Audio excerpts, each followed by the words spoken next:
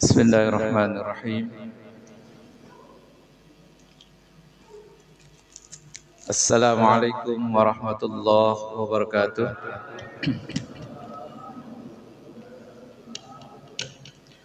Bismillah, alhamdulillah, wassalatu wassalamu ala rasulillah Sayyidina Muhammad ibn Abdullah wa ala alihi wa ashabihi wa mawala. La hawla wa la quwwata illa billah. Subhanaka la ilma lana illa ma 'allamtana innaka antal alimul hakim. Amma ba'd. Qala Allah ta'ala a'udzu billahi minasy syaithanir rajim. Bismillahirrahmanirrahim. Ya ayyuhalladzina amanu taqullaha haqqa tuqatih wa la tamutunna illa wa antum muslimun. Shadaqallahul azim. Yang saya hormati Ketua DKM Masjid Jami Al-Hikmah, yang saya hormati pengurus jamaah, Bapak Ibu yang dirahmati Allah Subhanahu wa taala. Senantiasa kita memanjatkan puji dan syukur kehadirat Allah Subhanahu wa taala. Alhamdulillah, di malam yang berbahagia ini kita masih diberikan kesempatan kembali oleh Allah untuk bisa hadir di tempat yang sangat mulia ini. Insya Allah kita semua akan mendapatkan kemuliaan dari Allah Subhanahu wa taala dengan niat talabul ilmi malam hari ini. Insya Allah ini pun akan menjadi wasilah, akan menjadikan sebab Allah menghapuskan dosa-dosa kita. Maka dengan langkahnya kita dari rumah menuju ke tempat ini, ke masjid ini dalam rangka ibadah kepada Allah, maka ini menjadikan sebab insya Allah dosa-dosa kita akan diampuni oleh Allah Subhanahu wa taala. Cara bagaimana Allah mengampuni dosa kita itu dengan banyak cara. Dengan kita duduk hadir di majelis ilmu, ini salah satu cara untuk Allah terus mengampuni dosa-dosa kita, mengangkat derajat kita, dan mencatat kebaikan untuk kita. Salawat dan salam senantiasa tercurah limpahkan kepada junjungan kita, Nabi akhir zaman, pendobrak kebatilan, penghancur debu-debu kemusyrikan, yakni Habibana wa Nabiyana Muhammad sallallahu alaihi wasallam.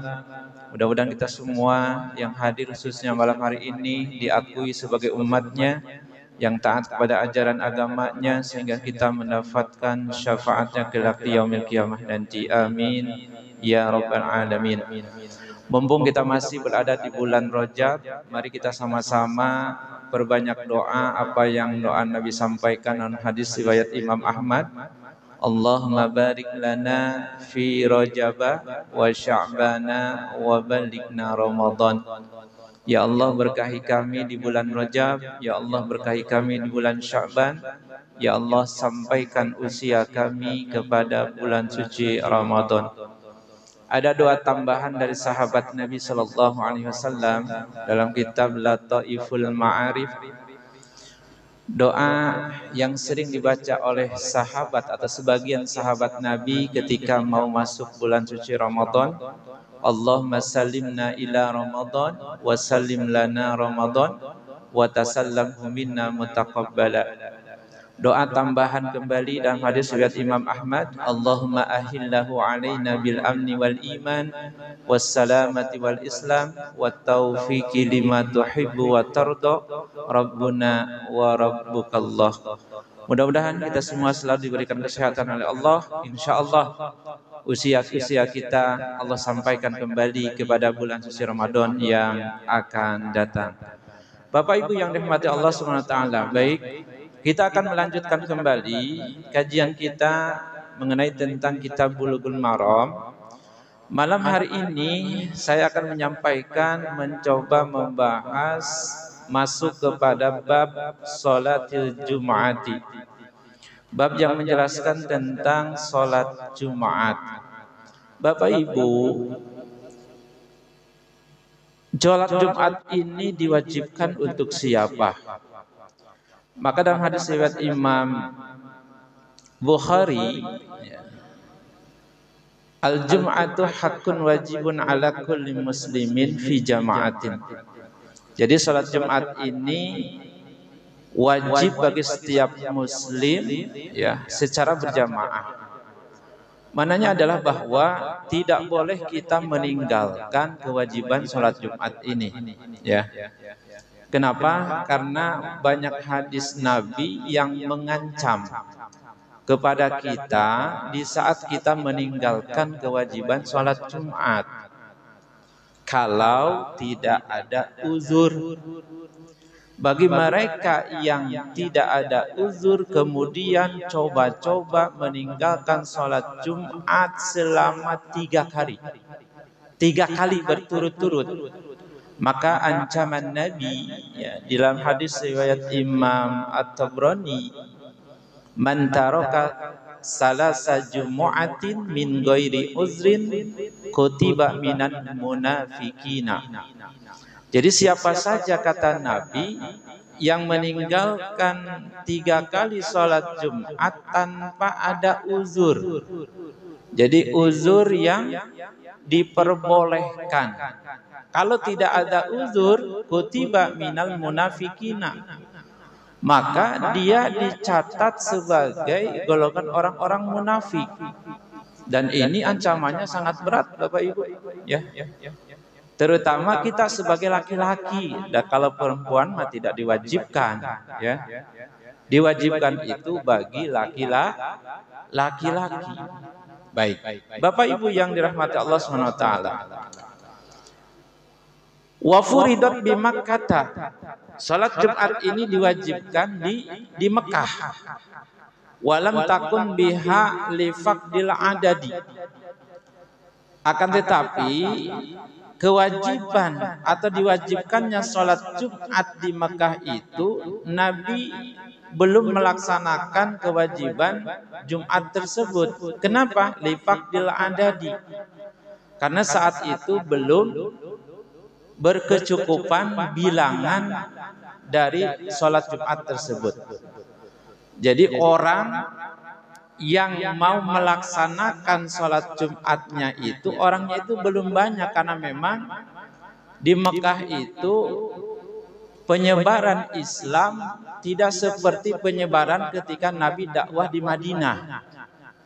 Jadi sangat sulit Islam itu menyebar, sehingga ada beberapa orang saja yang saat itu masuk agama Islam, ya ikut terhadap dakwah Nabi Shallallahu Alaihi Wasallam.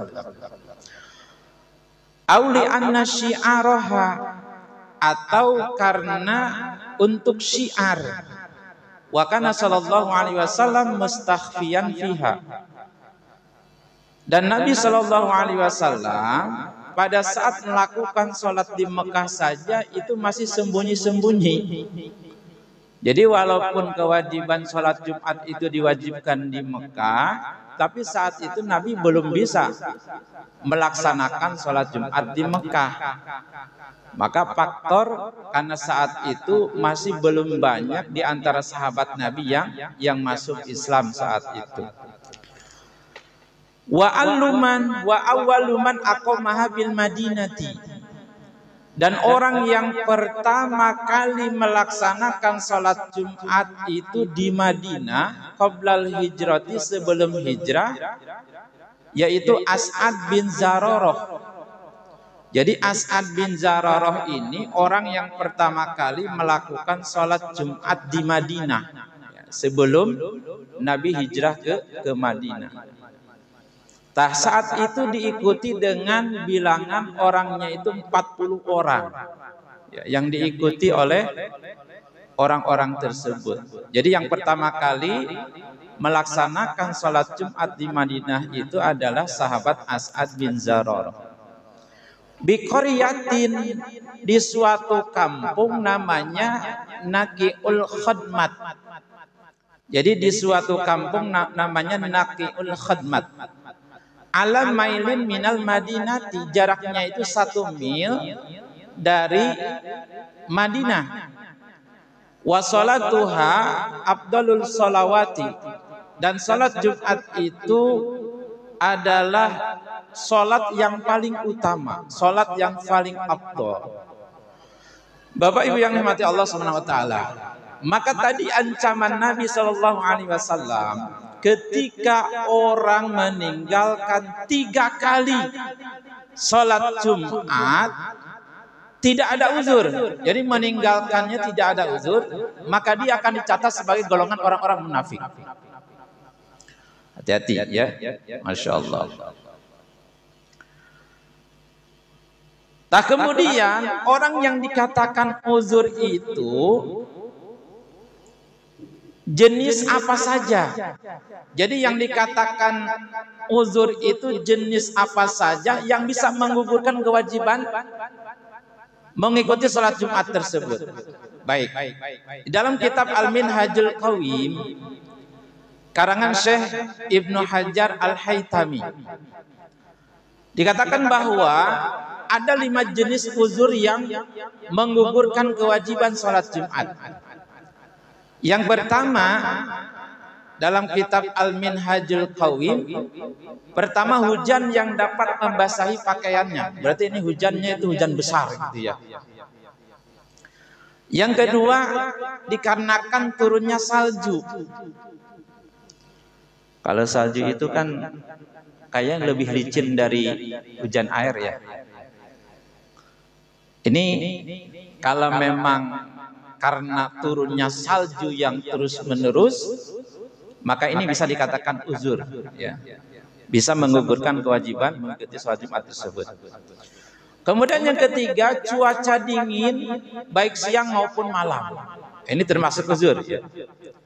Yang keempat, sakit berat yang membuat sulit untuk mengikuti sholat Jumat tersebut.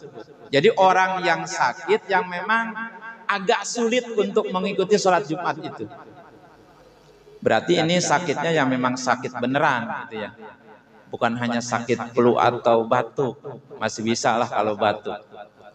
Cuman kalau batuknya pada saat corona ini lebih berat lagi. Orang pada apa? Pada takut juga pada orang-orang yang batuk, orang-orang yang pilek gitu ya. Makanya dianjurkan untuk pakai masker gitu ya. Ini maksudnya sakitnya itu sakit yang berat gitu ya. Yang kelima, ada kekhawatiran atas gangguan keselamatan jiwa. Misalkan ada musuh. Kalau misalkan dia melakukan sholat Jumat, keluar dari rumah menuju ke masjid, khawatir ada gangguan terhadap keselamatan jiwa. Ada musuh, ada apalah. Maka ini menggugurkan kepada kewajiban mengikuti sholat Jumat. Bapak Ibu yang dirahmati Allah, maka batasan uzur di sini menurut Syekh Muhammad bin Ahmad Asy-Syatiri di dalam kitab Syarah Al-Yaqut An-Nafis.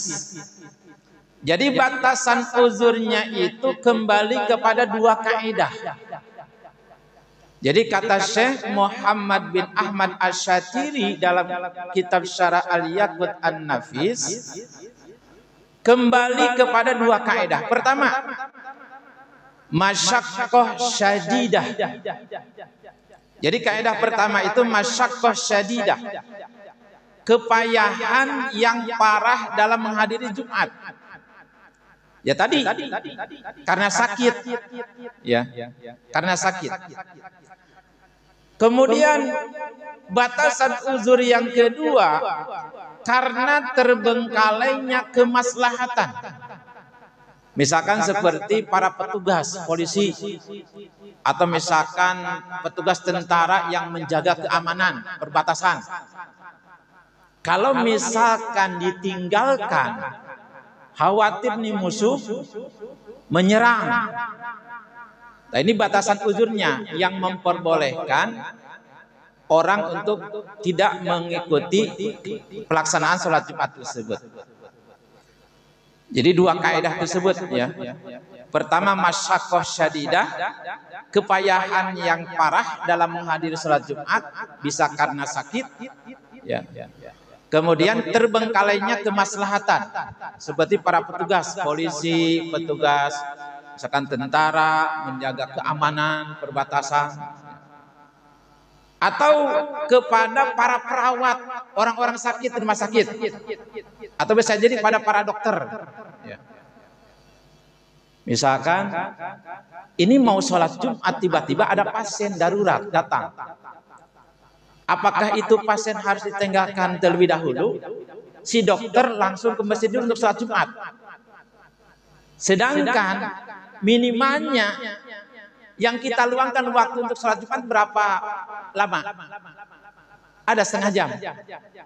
Kurang lebih setengah jam. Kalau dibiarkan itu pasien dengan keadaan darurat seperti itu, maka khawatirnya ini pasien meninggal dunia.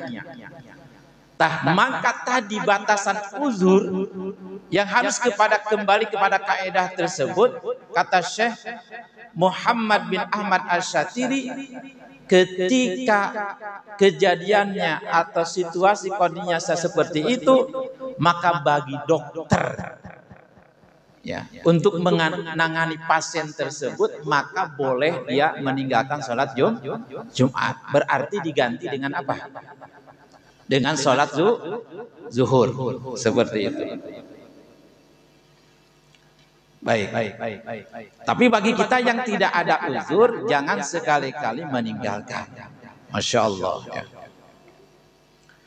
Ada hadis yang kedua. Nabi SAW sampaikan di dalam hadis riwayat At-Tirmizi, "Man tarakal jum'ata salasa marrat."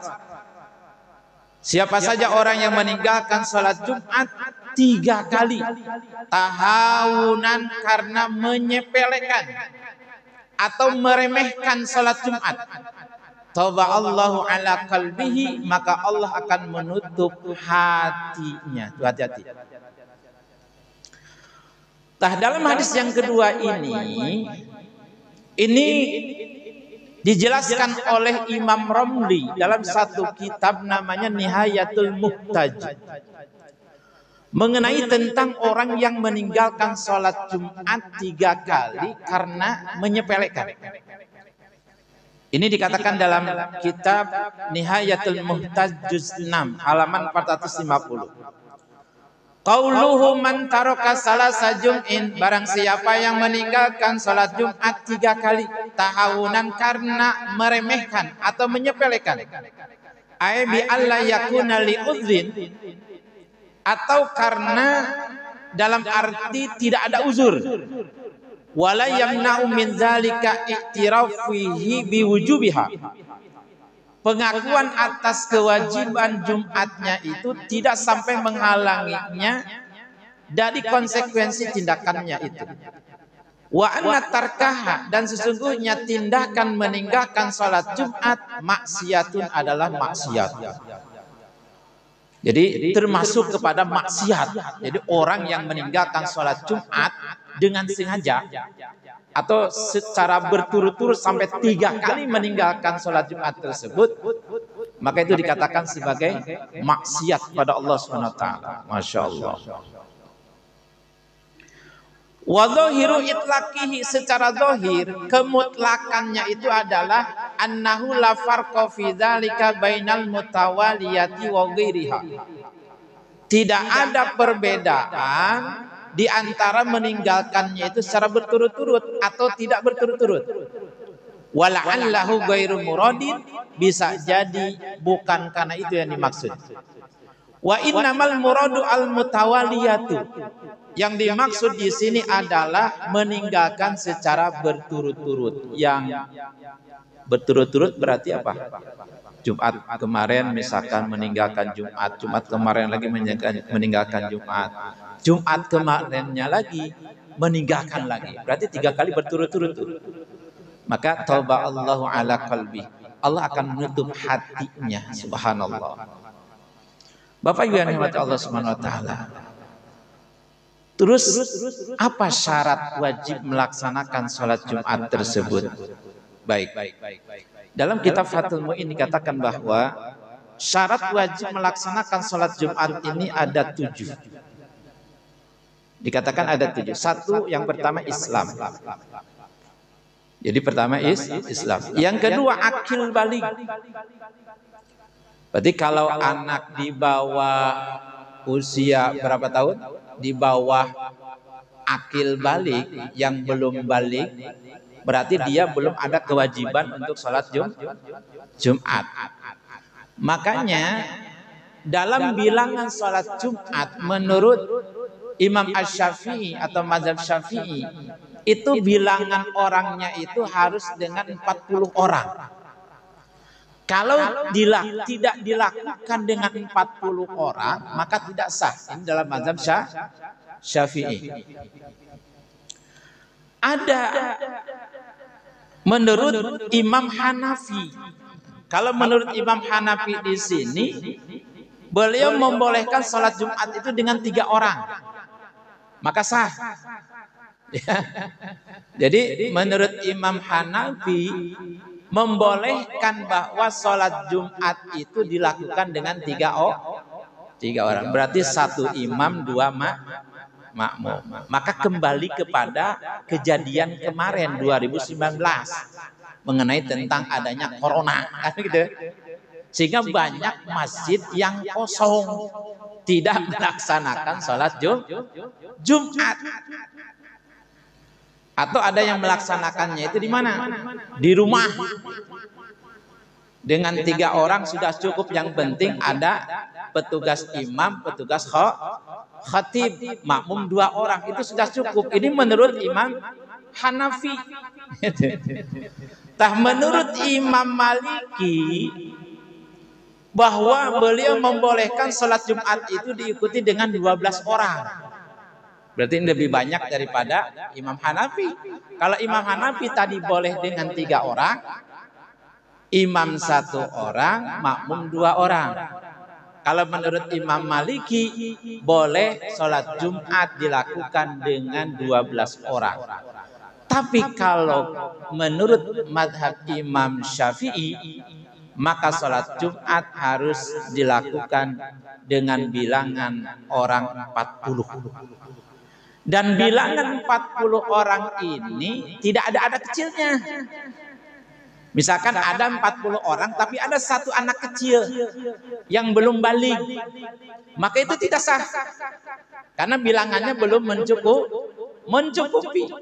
Begitu. Ini dalam mazhab Syafi'i. Berarti kalau misalkan kemarin waktu zaman corona banyak sholat Jumat cuma diikuti dengan 12 orang atau kurang dari 40 orang, maka berarti dia mengikuti takdim kepada mazhab Imam Maliki atau Imam Hanafi. Ya, saat itu kalau dia kekeh taklid kepada mazhab Imam Syafi'i dilakukan kurang dari 40 orang, berarti sholatnya tidak sah. Ya, sholat Jumatnya tidak sah. Seperti itu. Masya Allah. Bapak Ibu yang dirahmati Allah Subhanahu wa Ta'ala. Kemudian syarat wajib melaksanakan sholat Jumat yang ketiga adalah berakal. Kalau orang gila ya tidak wajib. Ini orang yang berakal. Kemudian yang keempat, orang merdeka. Jadi bukan hamba sahaya. Ya. Jadi orangnya itu orang merdeka. Bagi hamba sahaya yang dimiliki itu tidak ada kewajiban untuk sholat Jumat. Berarti ini terjadi adanya di zaman Nabi. Ya, kalau sekarang mah nggak ada. Ya, abid atau hamba sahaya itu nggak ada. Ini berlaku di zaman Nabi SAW. Ketika ada hamba sahaya dimiliki, maka bagi dia tidak ada kewajiban untuk menunaikan sholat Jumat. Akan tetapi bagi orang yang memiliki hamba sahaya tersebut disunnahkan untuk menyuruh hamba sahayanya untuk mengikuti sholat Jumat, tapi tidak wajib. Ya, hamba sahaya. Kemudian yang kelima, untuk laki-laki. Maka tadi perempuan itu tidak wajib. Tapi ada Pak, perempuan di suatu daerah dia ngikutin sholat Jumat, apakah boleh? Ya boleh-boleh saja, silakan. Tapi tidak wajib. Bagi perempuan itu hanya sunnah, disunnahkan. Ya, disunnahkan bagi perempuan atau wanita tua. Dan dia pun ada izin dari suaminya. Tapi kalau suaminya tidak mengizinkan untuk mengikuti sholat Jumat, jangan. Ya. Jadi sunnah bagi perempuan tua, wanita tua untuk mengikuti sholat Jumat kalau ada izin suami. Bagaimana kalau wanitanya itu wanita muda? Kalau tadi kan sunnah untuk wanita tua. Kalau untuk wanita muda bagaimana? Hukumnya makruh. Bagi wanita muda, walaupun ada izin dari suami, maka mengikuti sholat Jumatnya hukumnya makruh. Jadi berarti di sini ada perbedaan antara wanita tua dengan wanita muda. Wanita tua sunnah mengikuti sholat Jumat kalau ada izin suami. Wanita muda hukumnya makruh mengikuti sholat Jumat walaupun ada izin dari suami. Bapak Ibu yang dirahmati Allah Subhanahu wa taala. Baik, saya bacakan satu hadis dulu. Hadis ini dari sahabat Abdullah bin Umar radhiyallahu anhu. An Abdullah bin Umar wa Abi Hurairah. Hadis dari sahabat Abdullah bin Umar dan sahabat Abu Hurairah. Annahuma, sesungguhnya sahabat Abdullah bin Umar dan sahabat Abu Hurairah, sami'a Rasulullah sallallahu alaihi wasallam, bahwa sahabat Abdullah bin Umar dan sahabat Abu Hurairah mendengar Rasulullah sallallahu alaihi wasallam bersabda, ala a'wadi minbarihi, di atas kayu mimbarnya Nabi, la yantahiyanna, sungguh atau hendaknya orang-orang itu berhenti, la ya'tiyanna la ya'tahiyanna aqwamun, hendaknya orang-orang itu berhenti an wada'ihimul jumu'ati, dari meninggalkan sholat Jumat. Jadi maksudnya jangan sampai meninggalkan sholat Jumat gitu. Aula yahtanimanallahu ala qulubihim, maka Allah akan menutup hati-hati mereka. Summa la yakununna minal ghafilina, kemudian mereka termasuk golongan orang-orang yang dikatakan lalai, minal ghafilina. Berarti ini ancaman bagi kaum laki-laki yang meninggalkan sholat Jumat. Maka ancamannya Allah akan menutup hati-hati mereka, bahkan dikatakan akan dicatat dari golongan orang-orang munafik. Bapak Ibu yang dirahmati Allah Subhanahu wa taala, maka ini penting untuk diperhatikan ya. Bagi kita yang tidak kemana-mana, yang tidak ada uzur, sehat ya, mampu melaksanakan sholat Jumat tersebut, maka jangan sampai kita meninggalkannya. Wajib kita mengikuti atau melaksanakan sholat Jumat tersebut. Kemudian ada syarat sahnya Jumat. Kalau tadi syarat kewajiban syarat wajib melaksanakan sholat Jumat, kalau sekarang syarat sahnya Jumat apa saja? Maka ini pun dikatakan dalam kitab Fathul Mu'in. Pertama, wuqu'uha jama'atan. Jadi sholat Jumat itu harus dilakukan secara berjamaah. Bagaimana kalau misalkan sholat Jumat itu tidak dilakukan secara berjamaah? Ya tidak sah. Kan harus ada khutbahnya, gitu ya. Maka syarat sah pertama itu harus dilakukan secara berjamaah. Yang kedua, wuqu'uha bi arba'ina mimman tan'aqidu bihimul jumu'atu walau marda wa minhimul imam. Jadi yang kedua ini dilakukan dengan 40 orang tadi. Mimman tan'aqidu bihimul jumu'atu, terdiri atas orang-orang yang dianggap sah salat Jumatnya. Jadi kalau ada anak yang mengikuti sholat Jumat yang belum balik, masuk kepada hitungan 40 orang tadi, berarti hitungan 40 orang itu belum cukup. Kalau dibulatkan menjadi 40 orang itu bersama anak kecil tadi, maka tidak sah. Maka cari orang yang sudah dikatakan wajib melaksanakan sholat Jumat. Ya, berarti bagi orang yang sudah dewasa, jangan dicampuri dengan bilangan anak yang belum balik. Bahkan di dalam kaul jadid, di dalam kaul qadim Imam Asy-Syafi'i. Jadi ada kaul qadim, ada kaul jadid. Ya. Di dalam kaul qadim Imam Asy-Syafi'i, beliau pernah membolehkan sholat Jumat itu diikuti dengan 4 orang. Ini kaul qadimnya Imam Asy-Syafi'i. Kaul qadim itu kaul yang terdahulu, ya, yang udah yang dulu lah. Ada kaul jadid. Menurut kaul jadid Imam Syafi'i, pada saat beliau menyatakan di dalam kaul qadimnya itu sholat Jumat boleh diikuti dengan 4 orang, tapi dalam kaul jadidnya Imam Asy-Syafi'i, maka pelaksanaan sholat Jumat harus diikuti dengan 40 orang. Berarti yang membolehkan 4 orang sholat Jumat bisa mensahkan itu dalam kaulnya qadim Imam Asy-Syafi'i. Tapi kalau dalam kaul jadidnya Imam Syafi'i, maka beliau menyatakan sahnya sholat Jumat harus diikuti dengan 40 orang bilangannya. Kalau kurang dari itu, maka tidak sah seperti itu. Nabi Muhammad SAW pada saat mengerjakan sholat Jumat di Madinah pun diikuti dengan 40 orang. Ini dalam hadis riwayat Imam Al-Baihaqi. Dikatakan dalam kitab Qaliyubi wa Umairah.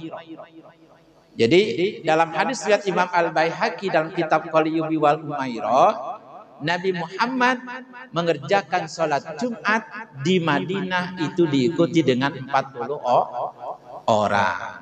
Berarti kalau pegangan kita kepada madhab Syafi'i, maka sholat Jumat harus diikuti dengan 40 orang atau lebih. Kalau kurang dari 40 orang, maka sholat Jumatnya dianggap tidak sah seperti itu. Tapi tadi ketika mengikuti Imam Hanafi, maka boleh sholat Jumat diikuti dengan 3 orang. Kalau mengikuti pendapat Imam Maliki, maka boleh sholat Jumat diikuti dengan 12 orang. Berarti di sini ada ikhtilaful ulama, perbedaan pendapat mengenai tentang bilangan sholat Jumatnya. Yang paling penting lagi Bapak Ibu, ada rukun yang perlu diperhatikan, terutama bagi si petugas khatib. Apa rukun yang harus diperhatikan? Kan ada 5 rukunnya kan? Pertama, harus membaca hamdalah atau memuji Allah di 2 khutbahnya. Yang kedua, membaca sholawat kepada Nabi di 2 khutbahnya. Kalau misalkan khatib tiba-tiba wassalatu wassalamu ala rasulillah tanpa membaca hamdalah terlebih dahulu, maka tidak sah sholat Jumatnya. Maka ini perlu ada tulisan di depan. Maka bagi pengurus nanti menulis tulisan rukun Jumat dicatat di sana. Tempelkan di dekat dekat mimbar, supaya nanti petugas khatib melihat dari rukun khutbah tersebut. Tadi pertama membaca atau memuji Allah di 2 khutbah, yang kedua membaca sholawat di 2 khutbah, yang ketiga wasiat takwa. Jangan sampai wasiat takwa ini tidak disampaikan. Maka ini perlu diingatkan. Usikum wa nafsi bi taqwallah wattaqullaha la'allakum tuflihun. Jadi wasiat takwa ini wajib disampaikan. Kemudian yang keempat, setelah wasiat takwa membaca ayat Al-Quran di salah satu 2 khutbah. Di salah satunya 2 khutbah tersebut. Jadi ada bacaan ayat-ayat Quran yang disampaikan. oleh khatib. Yang kelima, terakhir rukun khutbah itu adalah mendoakan untuk kaum mukmin, ya. Misalkan dengan doa Allahumma ighfir lil mu'minina wal mu'minat wal muslimina wal muslimat al ahya'i min wal amwat bi rahmatika ya arhamar rahim.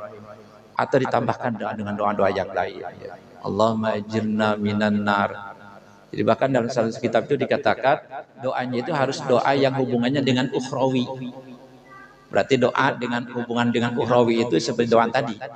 Doa agar kita minta dimasukkan ke dalam surga atau dijauhkan dari neraka. Atau doa meminta ampun kepada Allah untuk mukmin mukminat muslim muslimat. Tak ini rukun khutbah yang wajib disampaikan dan diketahui oleh petugas khatib tersebut. Kalau membaca hamdalah tidak disampaikan atau wasiat takwanya tidak disampaikan, maka ini sholat Jumatnya tidak sah. Terkadang ya namanya manusia, karena saking semangatnya menyampaikan khutbah sehingga kadang lupa dengan menyampaikan wasiat takwanya. Jangan sampai lupa, ini harus diingetin. Maka ditulisan di kertas, simpan di depan supaya nanti khatib baca. Dan silahkan kasih waktu maksimal berapa menit antara antara khutbah dengan sholatnya. Ya kurang lebih 30 menitan lah, supaya tidak lama. Ya kurang dari 30 menit lebih bagus. Karena jemaah kita banyak kepentingan, apalagi mereka yang sedang bekerja, para karyawan. Terkadang kalau panjang-panjang mereka menggurutu. Khawatirnya ketika jamaah menggurutu itu jadi dosa bagi si imam. Seperti itu Bapak Ibu. Baik, terima kasih. Demikian sedikit ulasan singkat mengenai tentang sholat Jumat. Bagi kita sebagai kaum laki-laki, jangan sampai meninggalkan sholat Jumat tersebut, kecuali kalau memang ada uzur yang membolehkan untuk tidak mengikuti pelaksanaan sholat Jumat. Tapi kalau kita sehat, tidak apa-apa, tidak ada uzur, maka wajib kita mengikutinya. Terima kasih. Demikian yang dapat saya sampaikan, mudah-mudahan ini bermanfaat bagi kita semua. Sebelum saya tutup dengan doa, barangkali Bapak, Ibu ada yang mau bertanya, silahkan bertanya. Mangga.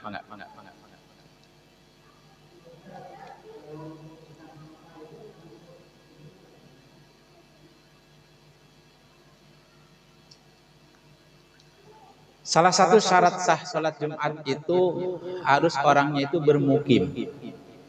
Berarti kalau sedang safar itu tidak mewajibkan dia untuk sholat Jumat.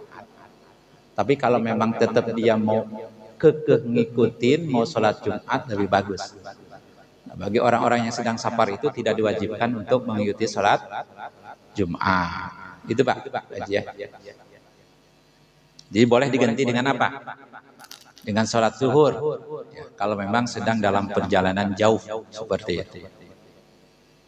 Ada lagi?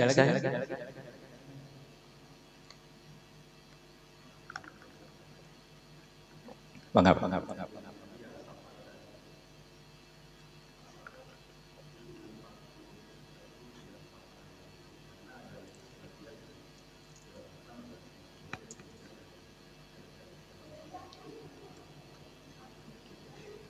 Baik, betul. Jadi hitungan 40 orang itu yang bermukim, tidak dicampuri dengan orang yang sedang safar. Betul. Jadi hitungan 40 orang itu yang dia netep di kampung tersebut. Jadi hitungannya tidak dihitung atau tidak orang yang sedang safar tidak masuk hitungan tadi 40 orang. Jadi hitungan 40 orang itu kalau dia yang menetap, ya, yang menetap di kampung tersebut. Begitu Pak.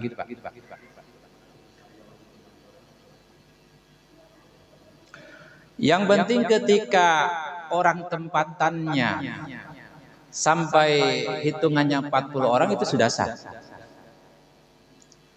Yang penting ada dari orang yang menetap di sana, misalkan ada nyampe sampai 40 orang, itu sudah dianggap sah. Jadi walaupun dicampur dengan orang dari luar kampung tersebut, seperti orang yang kerja kantoran, yang ikut sholat Jumat di tempat kita, ya gak apa-apa. Jadi hitungannya itu 40 orang yang bermukim di tempat tersebut. Seperti itu, Pak. Ada lagi? Waalaikumsalam.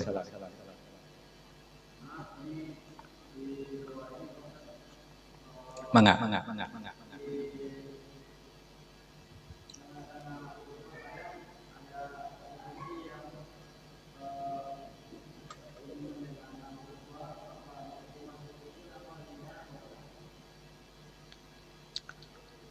Maksudnya dalam mendengarkan khutbah.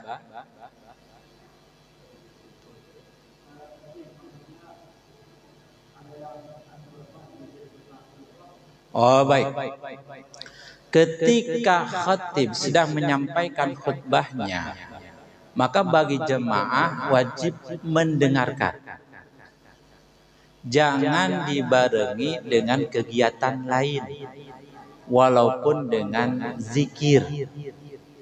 Masukkan dulu tasbihnya, tinggalkan dulu zikirnya, dengarkan apa yang disampaikan oleh khatib tersebut. Itu, Pak. Jadi kewajiban harus mendengarkan. Jangan dibarengi dengan kegiatan lain. Kalau dibarengi dengan kegiatan lain, itu masuk kepada faqad lago.